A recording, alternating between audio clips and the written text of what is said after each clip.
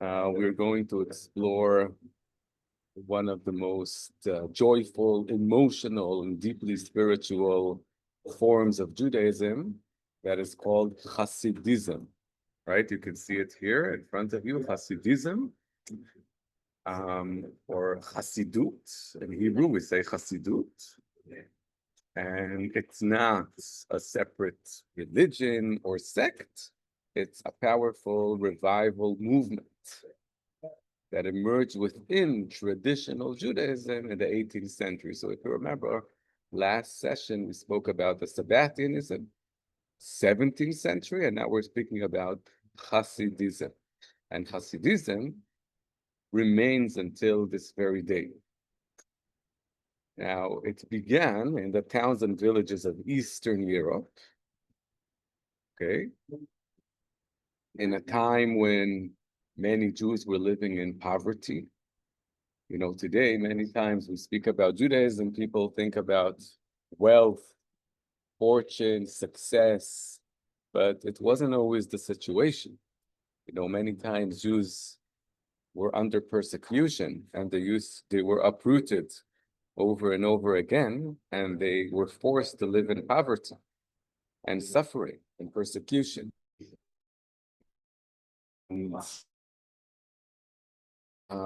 Experiencing a growing sense of spiritual distance. And what this movement is doing to Judaism is bringing a fresh and passionate approach to Jewish life, okay? Instead of focusing only on scholarly intellectual study or strict legal observation, right, halakha, the Hasidism emphasizes on what?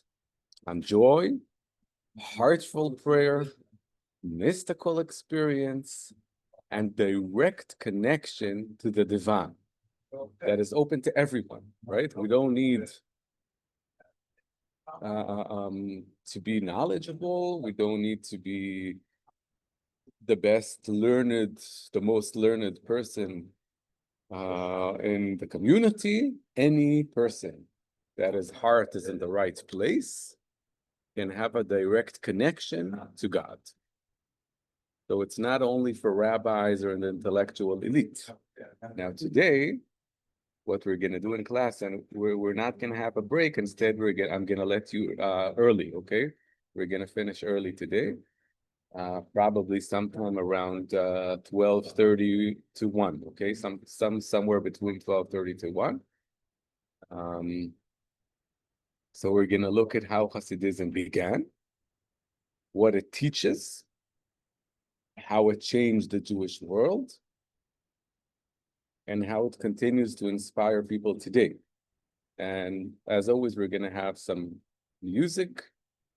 And let's begin. So what does Hasid look like, right? So today, if you see people with a black coat, okay, it's not a suit, it's a coat. It's a long coat, like you see here in the photo. They can have a fur hat when it's holidays or Shabbat. You don't see the fur hats here, but if you know what I'm referring to, so the fur hats are called shteimel. They always have a white shirt. See here, it's like buttoned up. They have a beard. It's very rare for them to be shaved. Those who do not have a beard, it's just because it didn't grow enough, but they're younger. But people have beards. They have long side locks. Okay. And they often speak not only Hebrew but Yiddish. Okay, Yiddish is like the Jewish dialect for German, because remember, this originates the movement from Eastern Europe, and they have Yiddish as a language that is common for all of these communities throughout Eastern Europe. They all speak Yiddish, and until today, there are Yiddish words that became part of Hebrew. Or, well, you know, even pronunciations, you can say Shabbat, right? Shabbat, the Sabbath. And if you use Yiddish, you say Shabbos. Shabbos. Okay, not Shabbat, Shabbos. So people can greet each other, Git Shabbos, a good Shabbat. You should have a good Shabbat, a peaceful, even tight-knit community.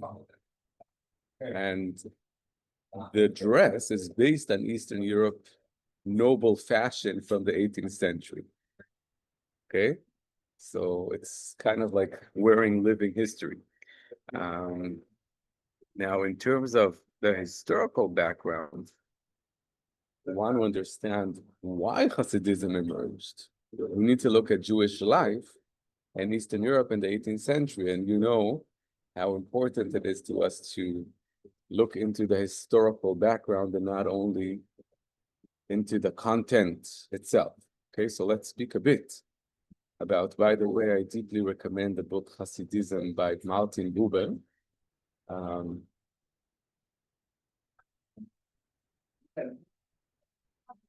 That you can, and here just another example of academic historical perspective of Hasidism, but obviously there are many others. And as I said, it was a time of hardship, deep suffering for many Jews. Most lived in small towns that are ghettos, you know, in German, Stadt, you know, Stadt, town, a city. So a shtetl was like a small city. My family also used to live in a shtetl in Eastern Europe. I'm a descendant of Hasidic family. My grandfather's parents and siblings were Hasidic. They lived in Eastern Europe. What happened, as you know, that they were all murdered in the Holocaust, you know, among 6 million Jews.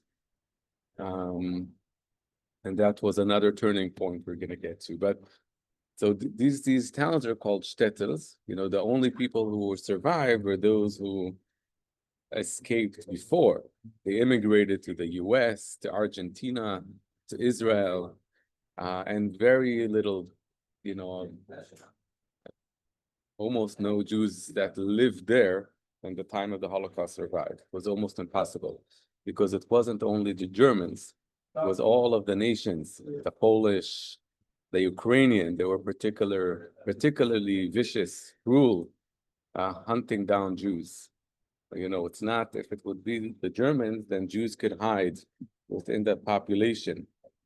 But the population in large, obviously there were exceptions and there were righteous among the nations, and you always have very moving stories of neighbors and families who hid Jews and sheltered Jews, but that was an exception.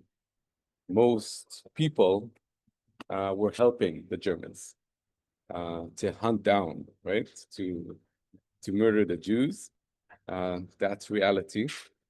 In Ukraine, and these shtetls that are in Ukraine, and Poland, and Belarus. So in the 18th century, right, they're facing poverty, as I said, frequent anti-Jewish violence, pogroms, you know them as pogroms. So this is way before the Holocaust. You know, today people speak about the Holocaust because 6 million Jews were murdered, but before the Holocaust, it wasn't as if life was good for Jews in Eastern Europe, in Europe in large. There were pogroms, there was violence, social isolation, and life was difficult. I don't know if you know the play Fiddler on the Roof.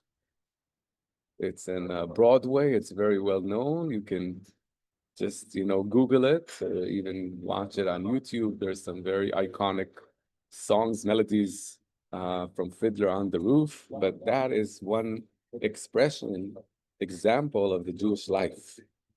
The hardship, the complexity, the difficulty, and many people were feeling spiritually distant from the heart of Judaism. Now people are looking, they're yearning for something, right?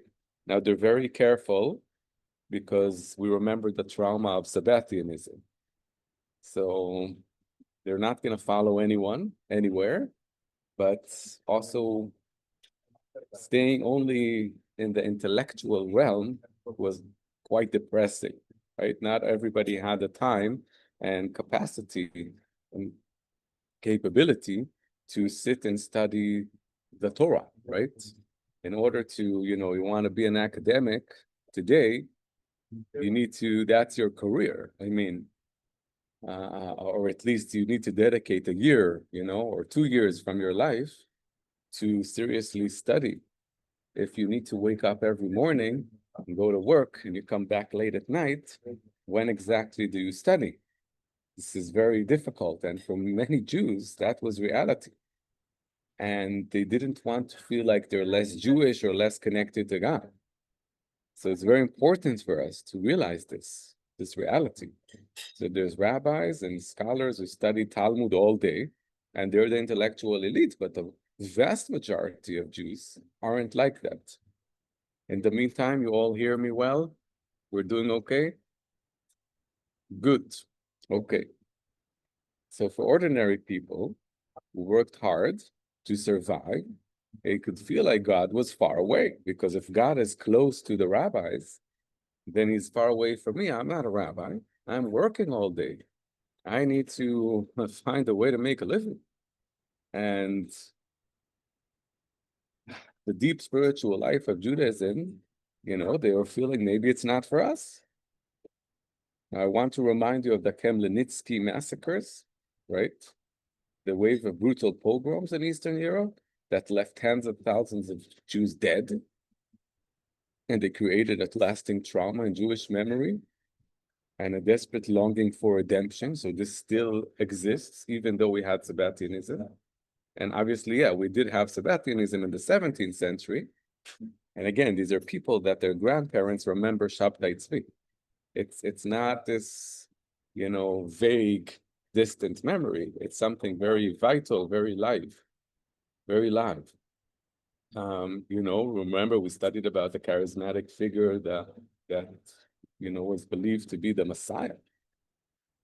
And then he converted to Islam, as you all know, under the pressure of the Ottoman Empire, and the hope was crushed.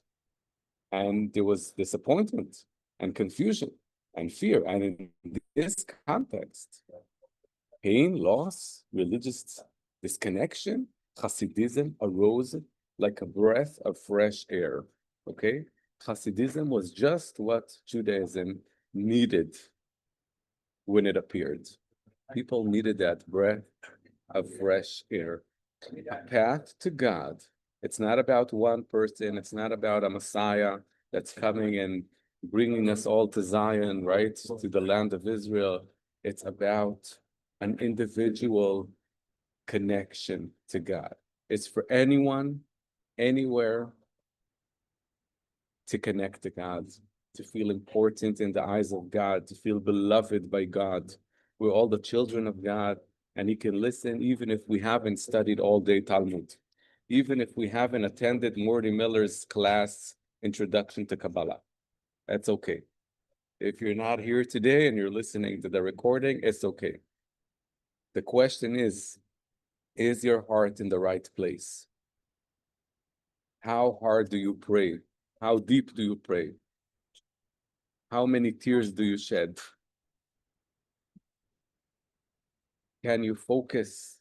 Can you connect yourself emotionally to God? That's the question. Can you find joy within, even though reality is so difficult, because you trust in God's grace and God's mercy? Can you see God's beauty, God's glory? Okay, this is all Hasidism.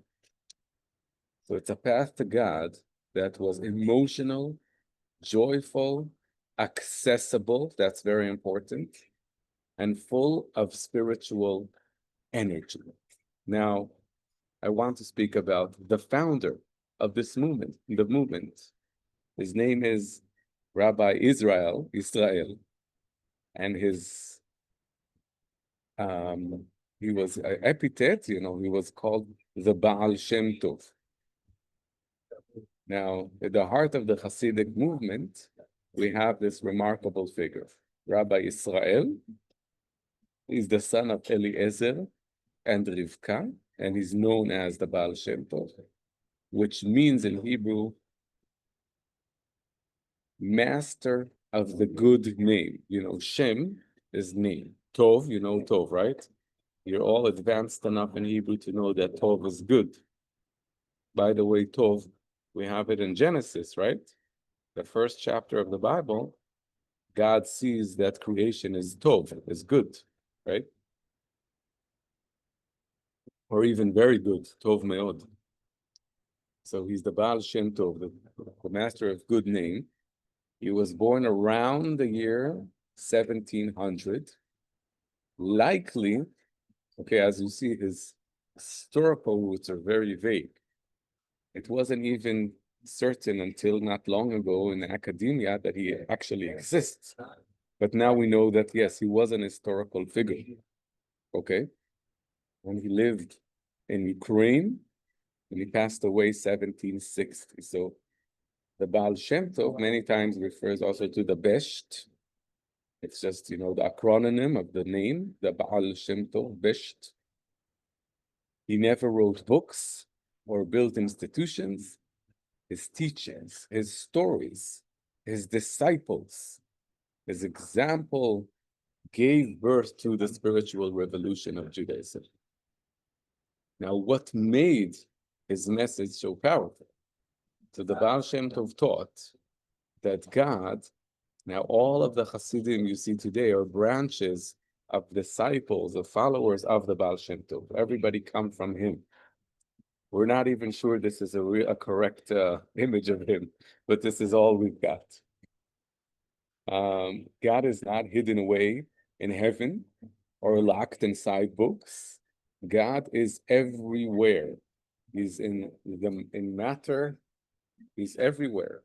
You can see him in everywhere. He hides in everywhere. You can feel him everywhere, in everything, in every emotion, in every situation, in every event, in every food you eat. Okay? God is there. He fills the void. There is no void. There is no void. He's in nature, he's in people, he's in daily life, even in the small and mundane things we do. Every moment can become sacred if we approach it with the right heart. So this idea was radical at the time. Many people believed that only the learned rabbis could connect with God through complex Torah study. But the Baal Shem Tov taught that even the simple person, a shepherd, a tailor, a mother, right? This is times when women aren't part of the intellectual elite, not only in Judaism, but in other cultures as well, right? And all of these people can reach holiness. And not only that, they can even be holier than the rabbis, okay? In joy, sincerity, and love, we believe that prayer, even without perfect Hebrew, could be more powerful than scholarship if it comes from the heart. Okay, so what is he emphasizing? The power of joyful prayer, wordless melodies, we call nigunim. So there's a lot of emphasis of wordless melodies. It's like the language of the heart. It's the heart, the yearning of the soul, yearning of the soul.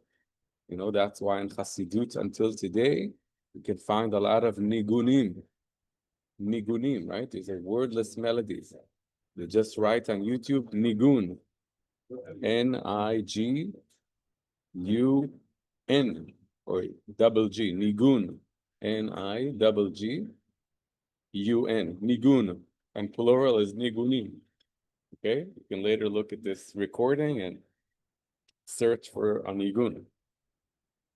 Stories filled with meaning.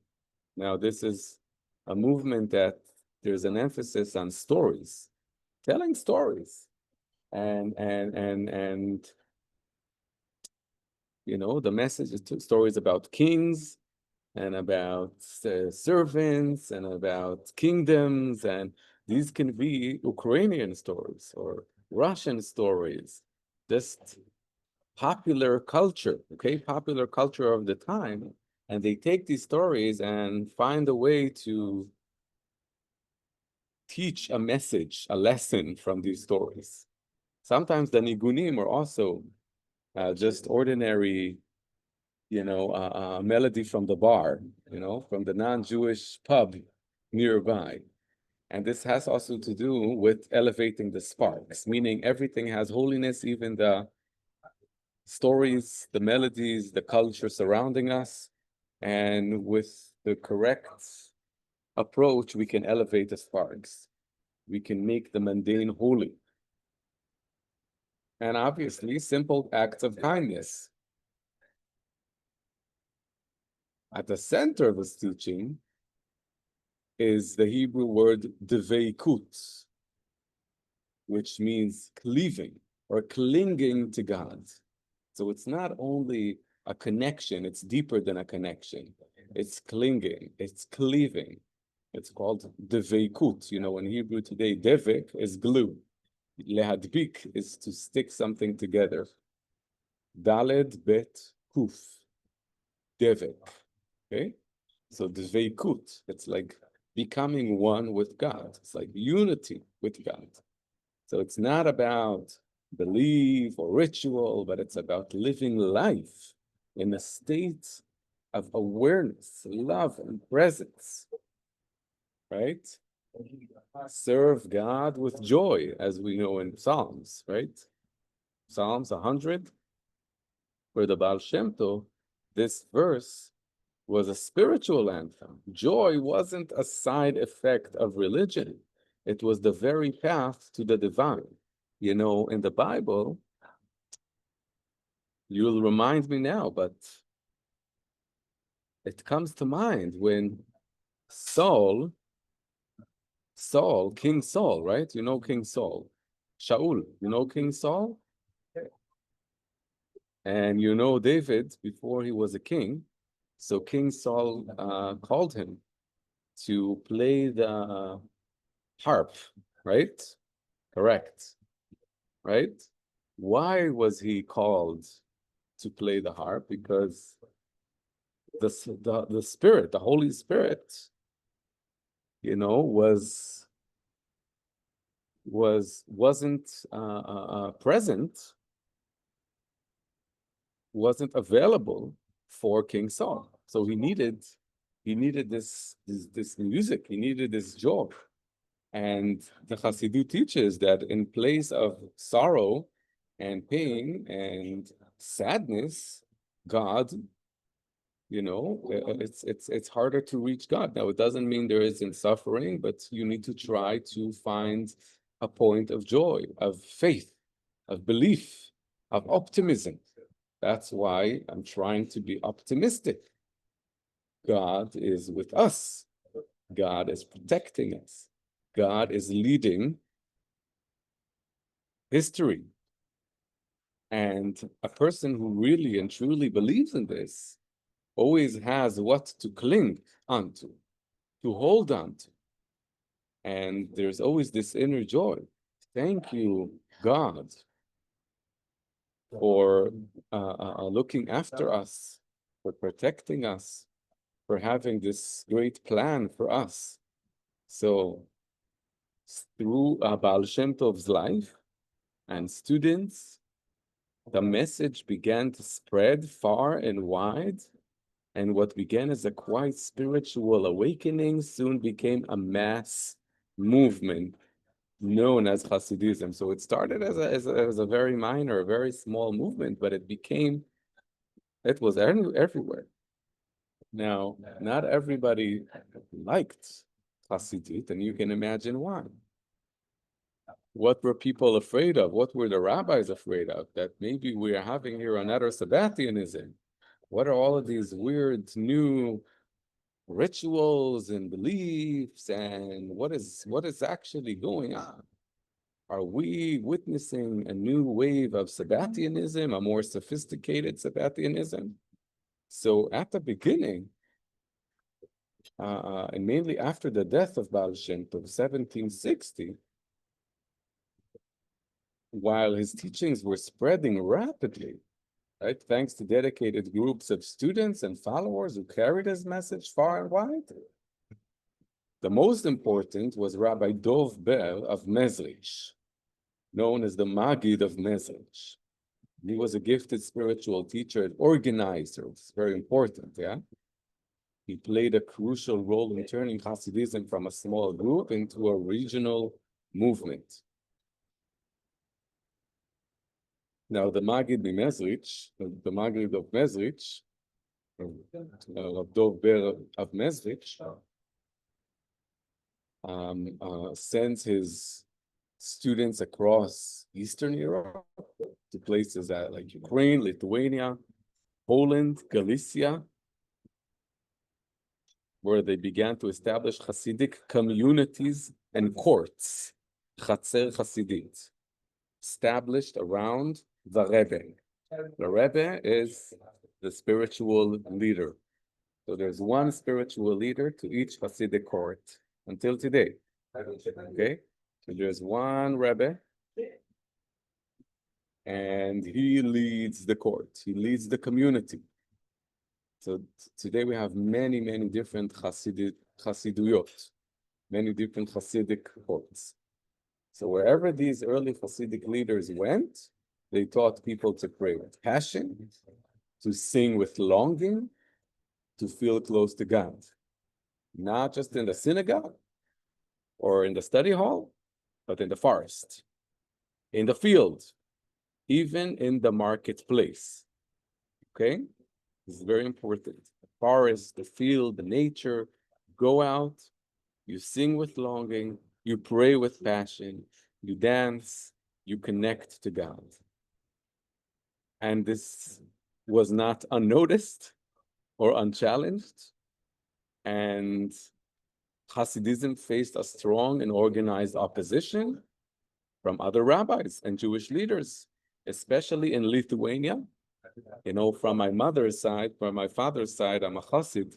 But what I haven't told you is that from my mother's side, I am anti-Hasid, because my mother's family comes from Lithuania.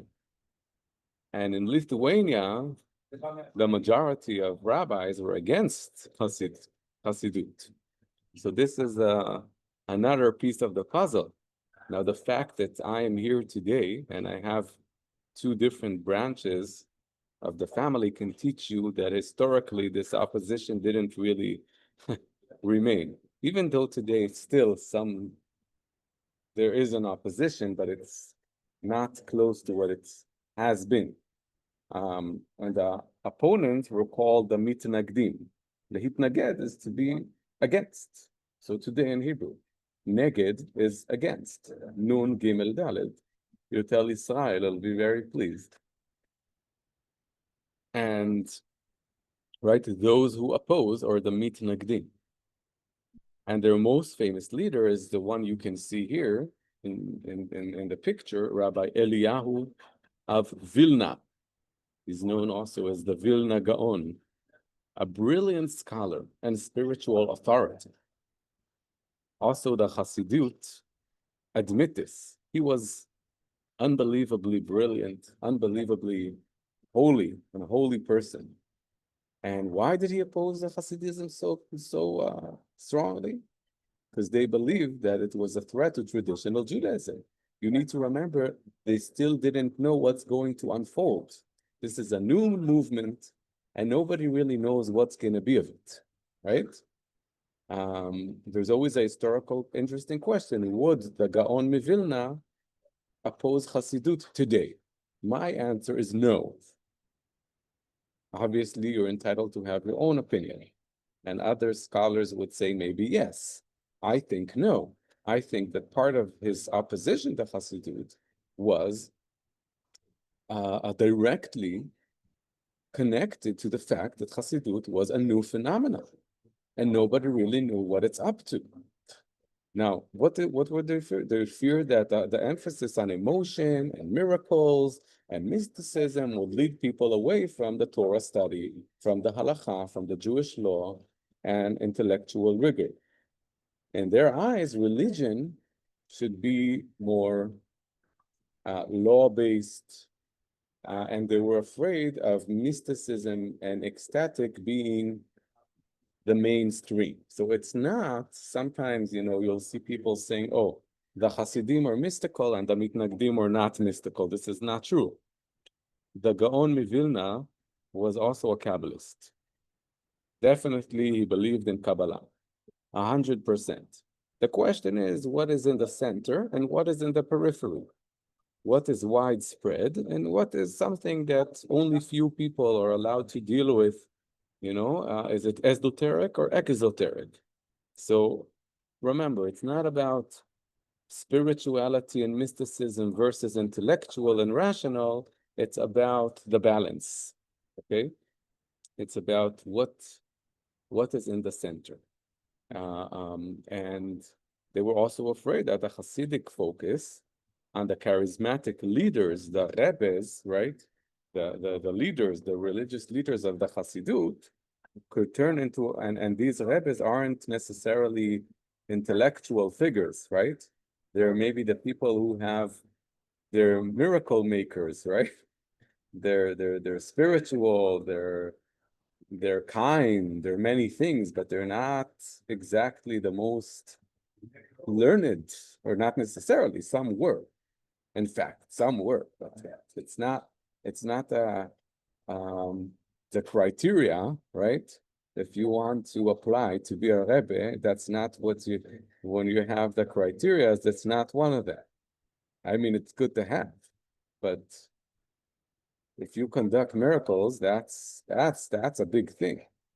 And they were afraid this can turn into a form of idolatry or messianic cult, especially after the trauma of Shabtai Tzvi. Who knows if one of these Rebbes is not a rabbi, but a Rebbe, right? It's a Hasidic rabbi, is a Rebbe, not a rabbi, a Rebbe.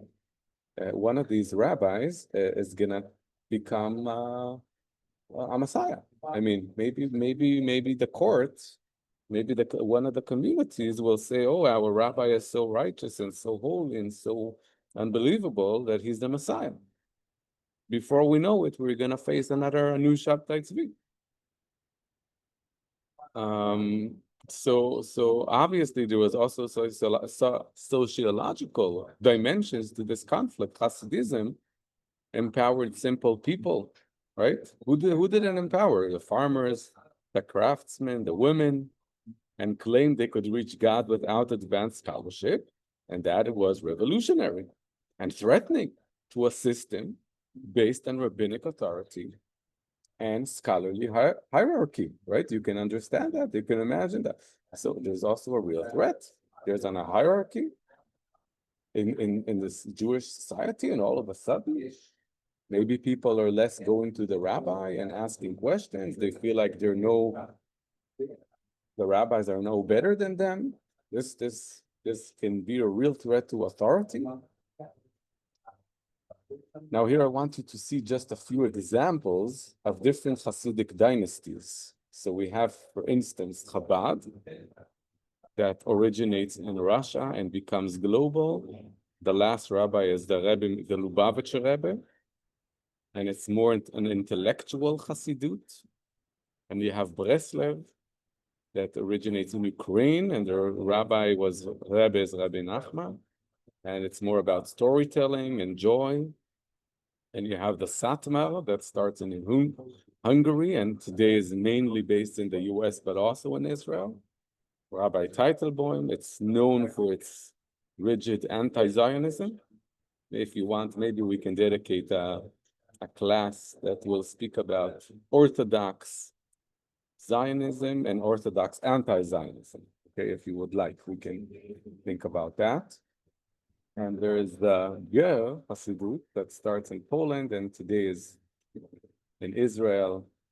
And each and every one of them, right, they have a quiet discipline.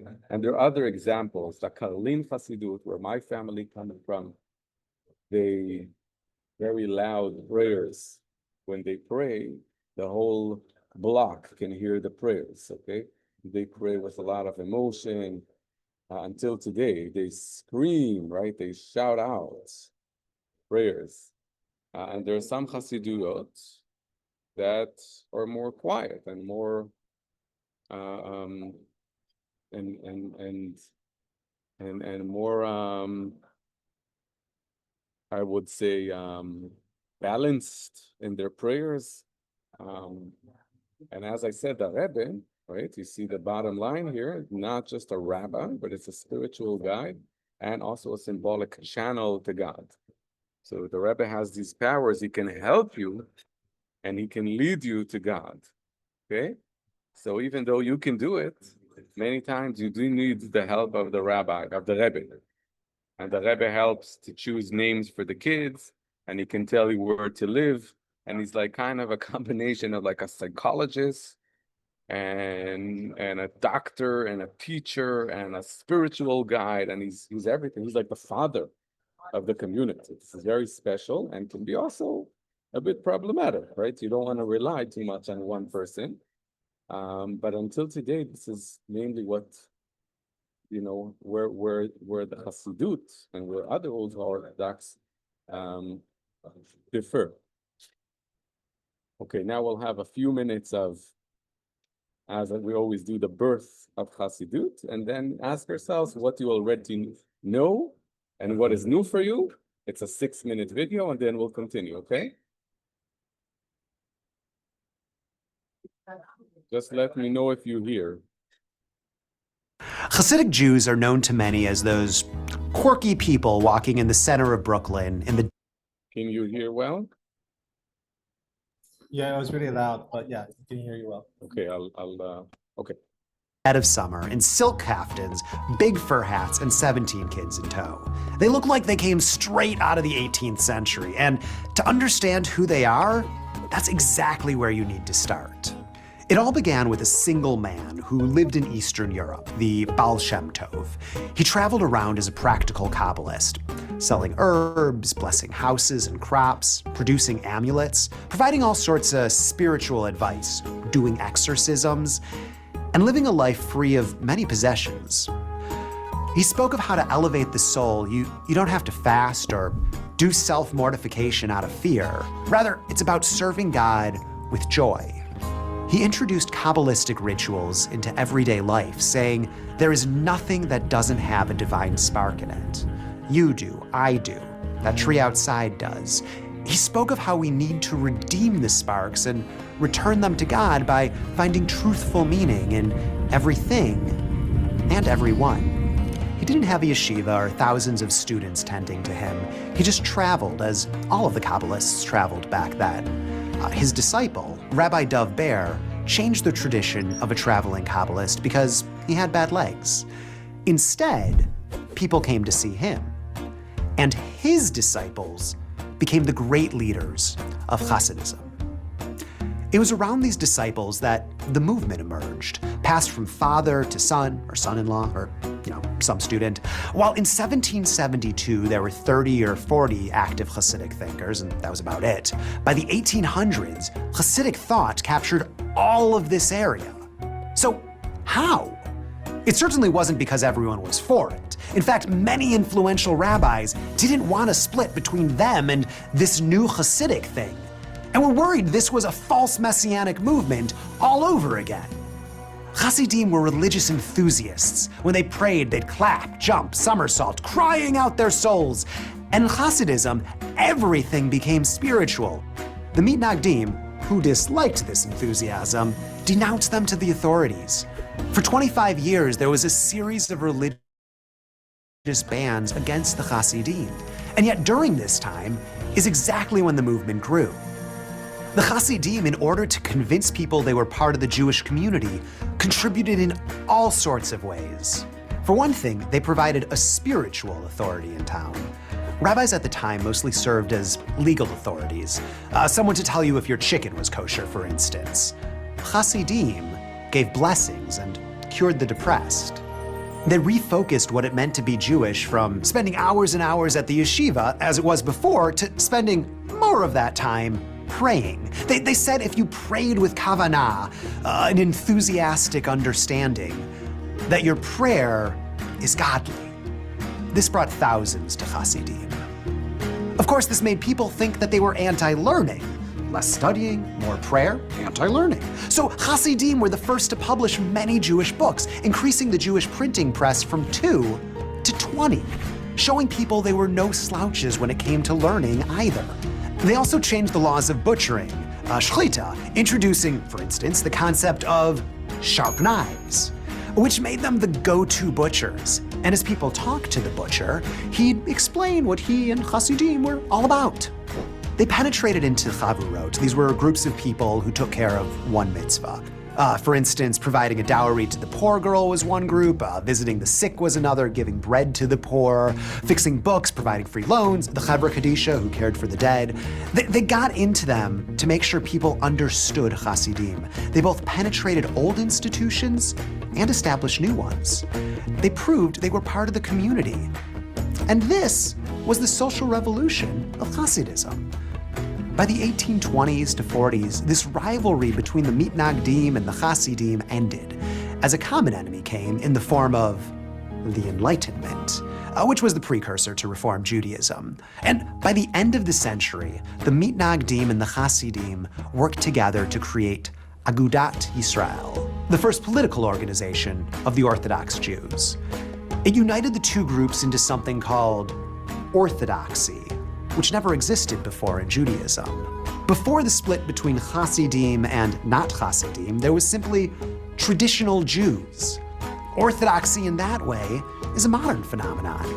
They came to America largely because of the persecution by the Soviet Union. For example, the head of the Chabad Lubavitch movement, one of the Hasidic sects, escaped capital punishment and in the 1930s moved to the United States, where he began the revival of the movement in a new place. Many of the other Hasidic dynasties came after the Holocaust. Which brings us to today, to Brooklyn and the history that was shaped by the Baal Shem Tov and Dov Ber. To learn about how the Reform movement was starting at the same time, click to go on to the next video.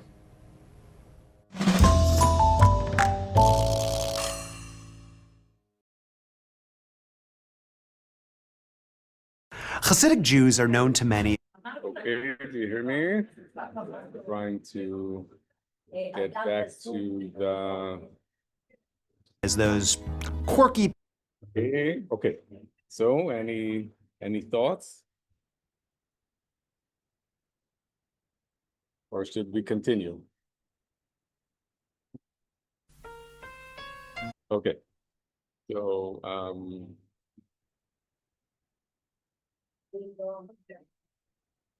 okay.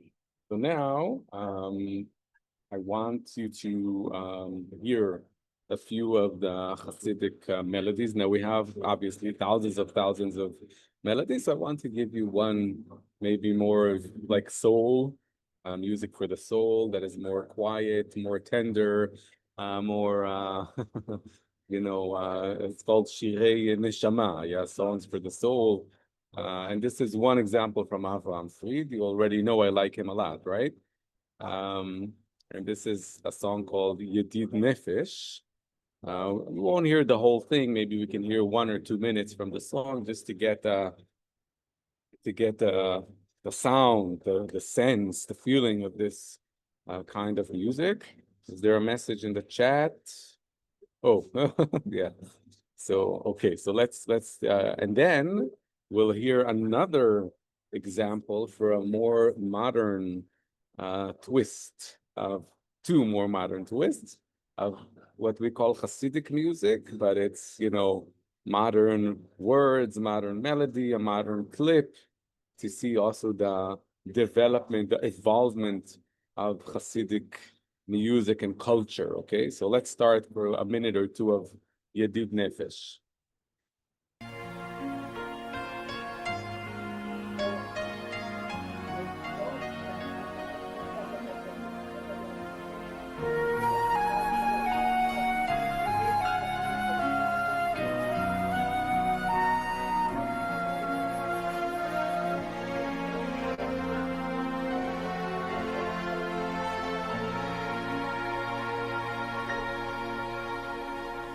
Yedid nefesh yedid nefesh of Rachamon shoich avdecho el ritzov oinecho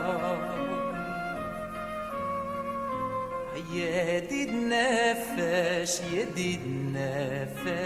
of Rachamon shoich avdecho el ritzoinecho yedid nefesh of Rachamon shoich avdecho el ritzoinecho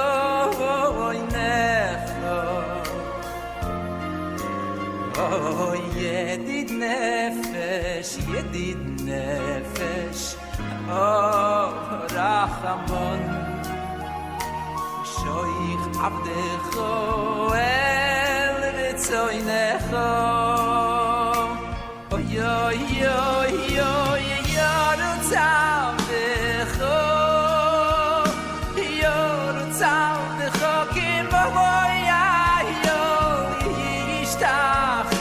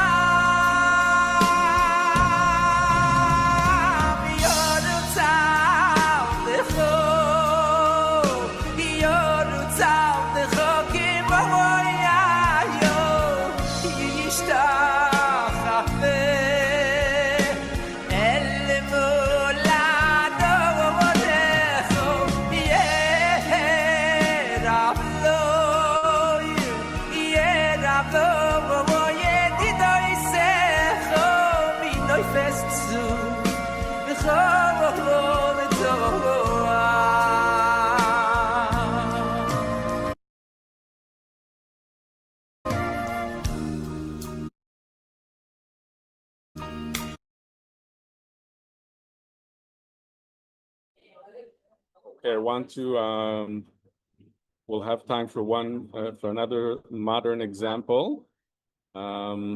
Okay, so here we go. You see the words, I'm a Jew and I'm proud. Okay.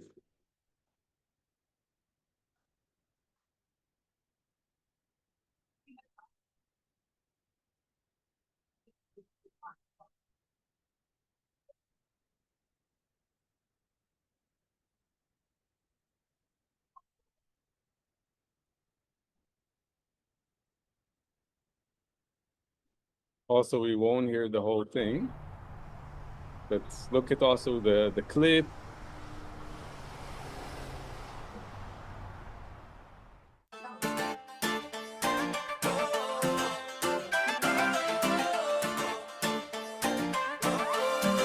It would probably be more of a form of Neo-Hasidism, but I'll speak about it soon. ואני הולך עם ראש למעלה, כל אחד ובנו בת של מלך.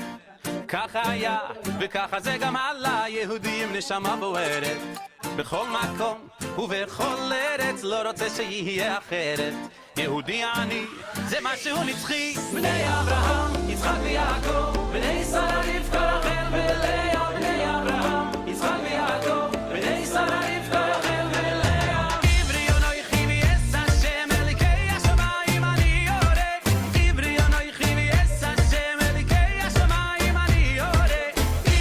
So the words here in Hebrew are, I am Hebrew, and I worship the God of heavens, right? I worship God.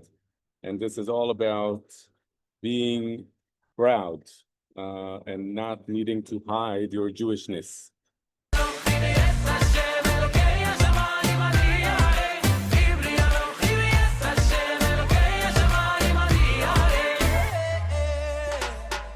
A little bit of history I've been through. Ask me where I'm from, and I will tell you I'm a Jew, and every Jew's a proud Jew. Not just me, my sisters and my brothers, never be ashamed to be a proud Jew. It's not what you've done, it's how he made you. So sing the song and spread the pride around you. Yehudi ani, eternally. Hey Abraham, Yitzchak v'Yaakov, B'nai Sarah Rivka, Rachel v'Leah. Hey Abraham, Yitzchak v'Yaakov, B'nai Sarah Rivka, Rachel v'Leah. Ivri anoichi v'yes Hashem, Elikei hashamayim ani yoreh. Ivri anoichi v'yes Hashem, Elikei hashamayim ani yoreh. Ivri anoichi v'yes Hashem, Elikei hashamayim ani yoreh. Ivri anoichi v'yes Hashem, Elikei hashamayim ani yoreh. Ivri anoichi v'yes Hashem, Elikei hashamayim ani yoreh. Ivri anoichi v'yes Hashem, Elikei hashamayim ani yoreh. Ivri anoichi v'yes Hashem. Okay. And one more song, okay, and this is maybe some of you heard of this song, the Od Yoter Tov. Did any of you hear about this song? Hear of this song? So this song is probably one of the most popular songs today in Israel. It was released, I think, maybe a few months ago or 6 months ago, something like that. And it has millions of views on YouTube. So you can look for it later. And the words come from a very simple, straightforward words. They come from a Hasidic community called Breslev today. It's a very well-known Hasidic community. And one of the rabbis was teaching these words of how God loves us. And it's not us, it's me. Remember, it's also about the individual. So God, Hashem, right? Hashem Yitbarach Tamid Ohev Oti, always loves me. And then he says, and always everything is going to be good, and even better, and even better, and even better, and even better. Od yoter tov, ve'od yoter tov. More and more and more, better and better and better, right? More good, better. Okay? Od yoter tov. Od is more. Od, O-D, right? Or Ayin Vav Dalet.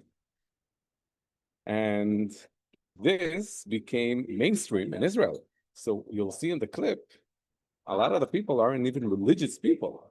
So this is how, Hasidic concept in times of crisis, like post-October 7th, become extremely popular. And I think realizing how popular this song is can explain to us why and how Hasidut was able to be established and widespread all over Eastern Europe in times of crisis. I mean, when there is suffering and when there's fear and there's anxiety, hearing a straightforward, simple message such as God loves you, and it's gonna be okay, and it's gonna get better and better and better. I mean, what's better than that, right?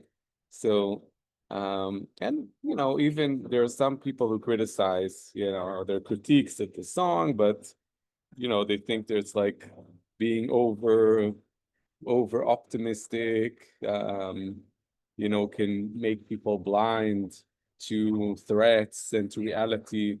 But I think in large, most of the society, most of the population enjoys this song, and you can hear it playing in weddings and events and restaurants. So this is, I think, very important. Let's hear the whole song. Okay, it's only 3 minutes. Okay, so let's go. And again, it's not, you won't see here almost maybe no Hasidim, but it originates from Hasidut.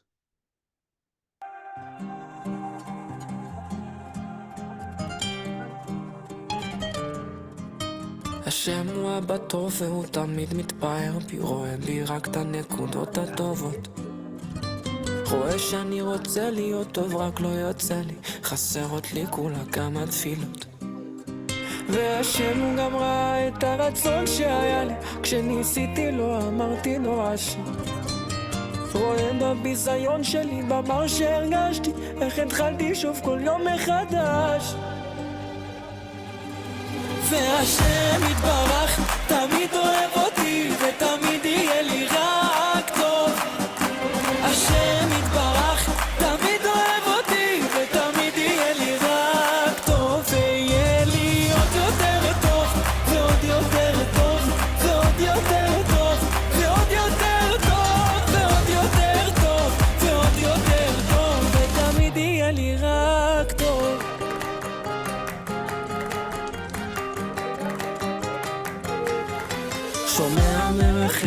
אליי ותמיד עונה לי, ואם עדיין לא ממשיך לחכות, מלא אותי בזה שאתה תמיד אוהבתי, תיתן לי כל יום מחדש מתנות, ותנהיג אותי ברחמים כאלו כמו שבעולם הזה נקרא רחמים, שיראו כולם שכן אתה שומע תפילות, ונחייך נהיה בריאים ונשאיר, שהשם יתברך תמיד אוהב אותי ותמיד יהיה לי רק טוב, השם יתברך תמיד אוהב אותי ותמיד יהיה לי רק טוב, ויהיה לי עוד יותר טוב ועוד יותר טוב ועוד יותר טוב ועוד יותר טוב ועוד יותר טוב ועוד יותר טוב, ותמיד יהיה לי רק טוב, ותהיה לי פרנסה, תהיה לי עשירות, ורווקים ורווקות תהיה להם סיווג, תהיה גם רפואה שלמה ובריאות איתנה, חיים יפים מאושרים שנה אחרי שנה. השם יתברך תמיד אוהב אותי ותמיד יהיה לי רק טוב, השם יתברך תמיד אוהב אותי ותמיד יהיה לי רק טוב, ויהיה לי עוד יותר טוב ועוד יותר טוב ועוד יותר טוב ועוד יותר טוב ועוד יותר טוב ועוד יותר טוב, ותמיד יהיה לי רק טוב.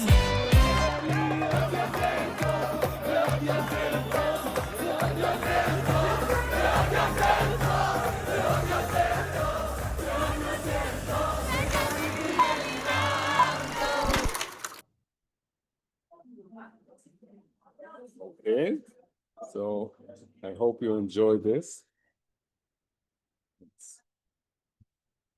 Any thoughts, any insights, or should we continue? Professor Mordy, did you know that there was a challenge recently on internet to distinguish K-pop from Hasidic music? Really? Yeah, I didn't know and that. you can look it up online, but even for me, when I listen to a lot of Hasidic music, it just sounds just like Korean music. Really? That's interesting. the If you story can is share that- it maybe in the group, I would love that. Yeah, the story is that maybe some Hasidic Jews made their way to nowadays China, and they influenced the music style of Eastern Asia. That's the story, but anyways, I think that's why we find it really familiar when we listen to the Hasidic music, because it sounds like Korean music. Oh, wow. I didn't know that. I mean, I know that in the Holocaust time, there were not only Hasidic, but also Hasidic that escaped to China. This is something I probably need to look into to see whether this has musical influence. You know, today to have mutual influence, you don't need to go to China. You just need to be online, probably. But it's interesting to investigate, you know, to examine this. Very, very interesting. Yeah, please. I mean, if you can share this on the group, on the chat, it's very interesting. So other people felt like this familiar, like familiar music. Okay, you can write to me later. Okay, if you don't, if not now, then later. Now, I want to conclude with two examples of live Hasidism, right? Two, I would say, rituals that take place from the beginning of Hasidut until today, to see how they look like today. And one is the Tish. So Tish literally means table. You see the long and wide table in the middle. It's also in German. We say Tish is table, and in Yiddish, right? And the Tish is one of the most central and powerful rituals in Hasidic life. It usually happens during Friday night or during Jewish holidays. I myself experienced a few Tish rituals. I joined some of them. You know, I put on the kippah and I dressed and I joined some of these, and it's very, very powerful. And you have hundreds of Hasidim, sometimes thousands that gather around a long table. And who sits in the head of the table? The Rebbe, right? You know, when one Rebbe passes away, he has a successor, right? There is sometimes, most of the times, it's the son. There's no son, it can be a son-in-law. And sometimes it's a follower, a student. Okay, it depends which Hasidut. And the Rebbe leads, right, his community, not with speeches or commands, but with songs. So during the Tish, you have songs, you have prayers. Sometimes you have silent presence. So they sing together, sometimes slow and heartful nigunim, right? The wordless melodies. They build emotion, right? Sometimes they watch the Rebbe closely. They can see him. He's there with them. Sometimes, you know, in silence or quiet chanting. And at some point, the Rebbe eats a little bit of food. It's symbolic, right? And then what he does is he distributes small pieces, you know, from the bread to his followers, okay? And these are called the leftovers, the shiraim. So this, and I also had the chance to eat from these shiraim, or the leftovers of the Rebbe. And they believed to be carrying a spiritual blessing because the Rebbe was blessing this bread, right? Or this wine. So the atmosphere is reverent, emotional, sometimes transcendent for the Hasidim. And, you know, for them being in a Tish is being sometimes in the presence of something divine. Let's see 2 examples of a Tish, okay? Are you ready? Let's go.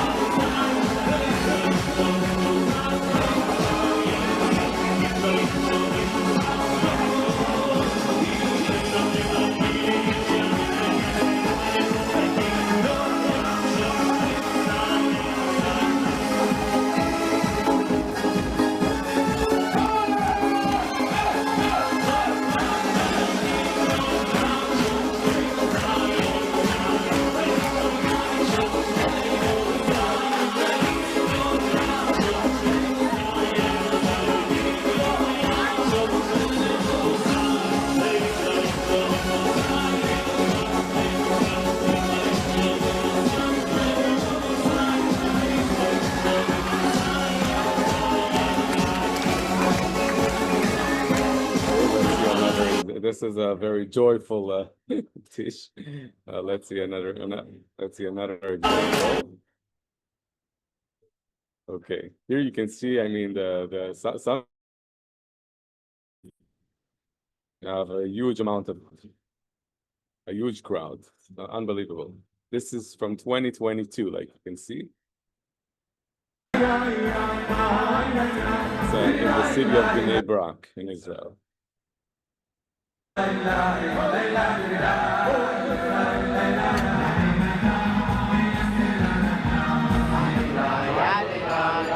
can see, by the way, the fur hats, the spodik that I mentioned in the beginning of our class today.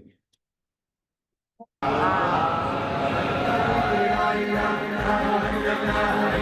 can see the Rebbe here in front of the sitting at the head of the table, right? You can see the Tish, you see the table, the large table. Unbelievable. By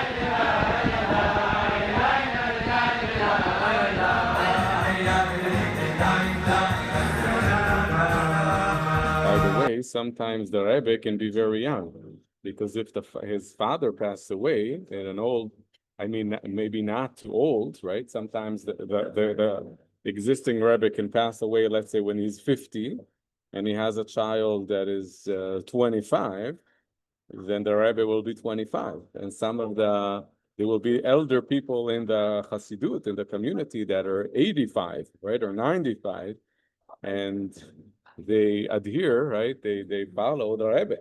That's also a very interesting phenomena that can happen, because if the successor is a child, and there were events of really, really young Rebbes, really young. Okay. Now another ritual I wanted to share with you is the mitzvah Tanz. So what's Tanz in Yiddish? Obviously, it's a dance, right? The mitzvah dance, and this happens in weddings. It's the dance of the commandment. So we're gonna see this is happening in a Hasidic wedding, and the final moment of the night. Okay, so this is the final moment of the night. All of the Hasidim gather, and then we have the mitzvah Tanz, late night, after all guests have eaten and danced, and the room becomes quiet, and the bride stands at one end of the hall, and the Rebbe or father stand at the other. And the long sash or belt connects them. They don't hold hands, they hold this sash or belt connecting them, so they don't touch directly. The dance is very modest, spiritual, and symbolic. It's not a performance for entertainment. It's kind of a mystical ritual, symbolizes the deep joy of mitzvah, the sacred act of union of souls, the beginning of a new spiritual home. It's like getting a blessing, a connection with the leader of the community or with the father, allowing this new woman to enter, right, and build a new home, a new house, a new family. So for the participants, especially the bride and groom, this dance is often emotional and sacred and kind of blessing through movement. So let's watch a bit of this.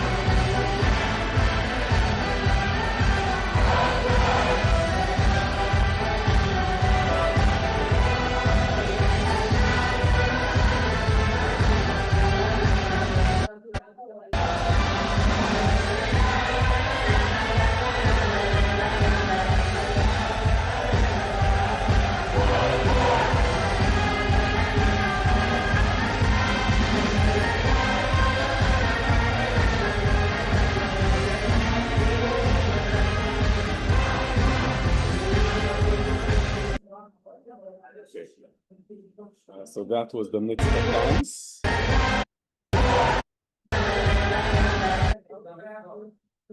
Okay, and now let's some final words about Hasidut today, and then we're gonna end the class today. We're also encouraged to, make the classes a bit shorter. We all realize, the the historic moments where we are these days. And you all need, all have your families and need to take care of your beloved ones. So five last minutes, okay, just speaking a bit about, the modern, the transformation in the modern world. So we must, as I did mention, talk about the tragedy of the Shoah, the Holocaust. Many great Hasidic communities of Eastern Europe were completely destroyed. Completely, meaning not even one single person survived. They were, we hear today the testimonies of people who survived. But what we do not hear are entire villages that were completely murdered. There's nobody, no witness, nobody to tell the story. So what we hear about the Holocaust is only a very little fraction of what really, happened, the atrocities. And many Hasidic communities were completely destroyed. Cities like Warsaw, Krakow, Lublin, many towns that had Hasidism were turned into ghettos and death camps, and entire dynasties, their leaders, students, followers were murdered. And the heartland of Hasidism was burned to the ground. So for many, it seemed like the movement might disappear forever after the Holocaust. But Hasidism did not die. A small number of survivors, including some rabbis, managed to escape, often with nothing but their lives. After the war, they survived. The survivors rebuilt their communities from scratch, mostly in the United States, Israel, the United Kingdom. They recreated entire Hasidic worlds in new lands, synagogues, schools, families, traditions, often exactly as they had existed in Europe. In some ways, the communities became even more strict and inward-looking, trying to preserve what had been lost. So sometimes there's criticism saying that originally Hasidism was this avant-garde,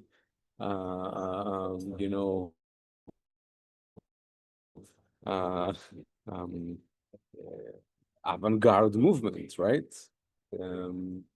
That is challenging traditional Judaism. And all of a sudden, here we see this ultra-Orthodox, ultra-traditional community. So what exactly is happening? So one explanation is that many times movements that start off as these very adventurous and full of, novelty movements tend to be, institutionalized, and over the years they have their own traditions established and hierarchy and traditions, as I said, and nuances, and until then we have, it's like a dialectic, advancement. It's like a dialectic movement of new becomes old until something newer emerges, until we have a new Hasidim. And this is one way to look at it, but I'm asking you to also consider the Holocaust as something very major that has to do with what we see today in Hasidut, that is very much, stabilized and not so challenging the existing Jewish tradition. This has to do with wanting to reflect and to relive and reinvent the past that was lost.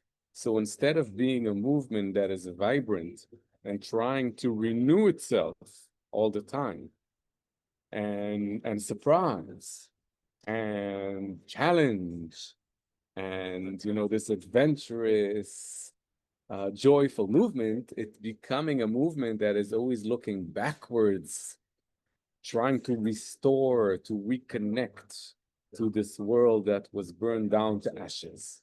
So also the Holocaust has to do with what we see today that is not probably very different from the original spirit, the free spirit of Hasidut. Okay, so we have Chabad Lubavitch is a bit different. It took a unique and unexpected direction instead of isolating itself. This is the Chabad Hasidut. They reach out to Jews everywhere, especially secular Jews, travelers, students. So they're all about outreach. You know, there are Chabad houses in Korea, in Hong Kong, in Singapore. There's in China. All of the countries have Chabad houses, Chabad communities. So this is one exception. It's one Hasidut out of many, dozens and dozens of Hasiduyot. One Hasidut called Chabad, Lubavitch, they took a very unexpected path, a direction. And not about isolating, but about reaching out. And whoever led them, and maybe we can also dedicate a session to speak about Chabad if you want. I think we have 3 more meetings after this one. I'm not sure. We need to look it up. Or 2 or 3 more meetings. I think the end of the month is when we finish our course. So, you know, we still have enough time to also discuss some movements that you want me to discuss. You can just, you know, request, and I'll be happy to do that. So there's the Chabad houses, holiday events, kosher restaurants. So you tell me how many Chabad houses Korea has. I mean, you can probably just Google in Korean Chabad and tell me what are the results. I'm sure you have more than one. I will be surprised if you have less than 5, okay, in Korea. Let me know if I'm wrong. I didn't look it up. Maybe I should have. So you tell me, okay? Maybe even now as we speak. Do Chabad, right? So in English, it would be Chabad, Chabad. And you can look it up in Korean and tell me about the Chabad houses.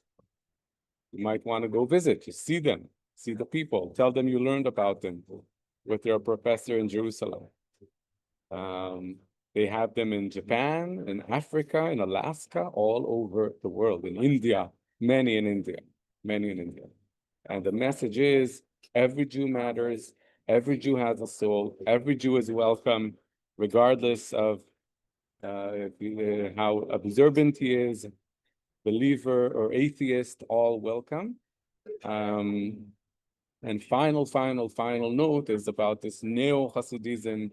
So we have traditional Hasidism that lives in a closed Yiddish-speaking communities. Now there is a new form of Hasidic inspiration that emerged in modern Jewish life among artists, spiritual seekers, and even non-Orthodox Jews. And this movement is called Neo-Hasidism.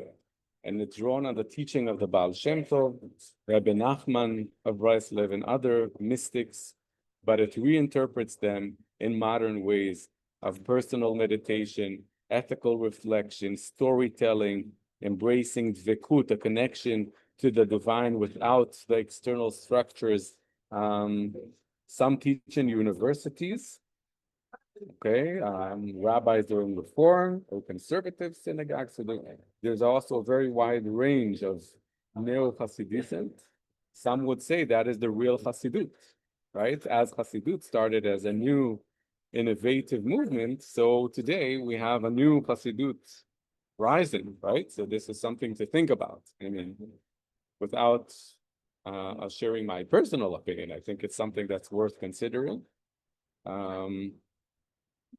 So we spoke about these 2 parallel paths, the traditional Hasidism and the global Neo-Hasidism. And Hasidism, as you see, continues to evolve, touching new lives in new languages, in new places, and always rooted in the same desire to find God with joy, love, and with the soul, okay? So here are a few terms. You can just print screen this. if you'd like, Hasidism, Baal Shem Tov, devekut, nigun, tzaddik. Within tzaddik is another word for, the righteous, the leader, the Rebbe, right? Tzaddik and Rebbe. The Rebbe is a tzaddik, the Tish and the Mitzvah Tanz, some terms that we touched upon today. At next session, I'm planning to speak to you about magic and amulets, but if you would prefer to have a session about Chabad or about anything else that has to do with orthodoxy in Israel or in general in Jewish life, please let me know, and I'm very happy to hear about it. So we're done for today, as I said, early than usual. And hopefully next week we can meet in person in Ono, campus of Jerusalem, but who knows? Who knows what's going to be by then? Okay, shalom, shalom, everybody, and I'm available for anything you need. Hello. Hello. Shalom. Thank you, Mordy.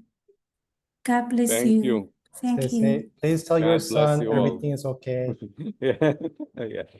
He's very happy. He sees TV in the shelter room. It's okay. Okay. Thank Bye-bye. you. Okay, bye everybody. Thank you. Thank you. Thank you. Thank you. Later. Shalom.